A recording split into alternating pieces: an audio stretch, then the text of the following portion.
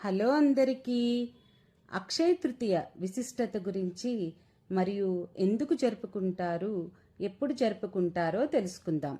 అక్షయ తృతీయ ప్రతి సంవత్సరం వైశాఖ మాసంలో శుక్లపక్షం తృతీయ తిథి రోజున వస్తుంది. అక్షయ అంటే ఎప్పటికీ తరగనిది అని, నశించినది అని అర్థం. ఈ రోజున చేసే దానం, పూజ, జపం, కొనుగోళ్లు అన్నీ శాశ్వత పుణ్యాన్ని ఇస్తాయని నమ్మకం.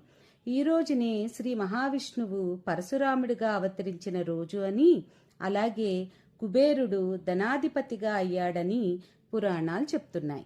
అందుకే అక్షయ తృతీయ రోజున లక్ష్మీదేవిని, శ్రీ మహావిష్ణువును పూజిస్తే సంపద, శుభం, ఐశ్వర్యం పెరుగుతాయని ఒక విశ్వాసం ఉంది. అందుకే ఈ రోజున చాలామంది బంగారం కొనడం, దానం చేయటం, విశేషంగా పూజలు చేయటం చేస్తారు. అలాగే అక్షయ తృతీయ రోజున ద్రౌపది కథ గురించి తెలుసుకుందాం. మహాభారతంలో పాండవులు అరణ్యంలో ఉన్నప్పుడు దూర్వాస మహర్షి తన శిష్యులతో కలిసి భోజనం కోసం వస్తానన్నారు. అప్పుడు వారి దగ్గర ఆహారం లేక ద్రౌపది శ్రీకృష్ణుణ్ణి ప్రార్థించింది.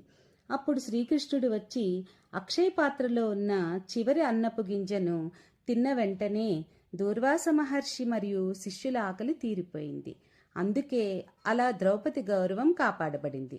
అందుకే అక్షయ తృతీయ రోజున చేసిన ప్రార్థనలు అక్షయ ఫలితాలను ఇస్తాయని నమ్మకం. శ్రీమాత్రే నమః.